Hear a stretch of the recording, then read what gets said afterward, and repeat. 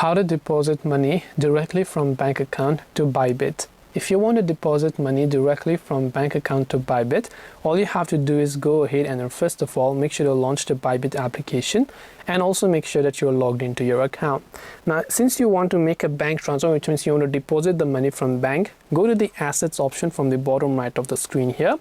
Once you go to the assets option, over there you'll find an option that says deposit. So all you have to do there is just simply tap on the particular deposit option, and here you can see all of this option, and one of the options says deposit USD via bank transfers or top-ups. So you want to make sure to select that, and here you can see Fiat deposit, so you want to make sure to select Fiat deposit, and here just enter the amount that you want to deposit from your bank account, then select a payment method, which is your bank account, then tap on continue. By going ahead and then also making sure to link your bank account, you'll be able to deposit money directly from your bank account to Bybit.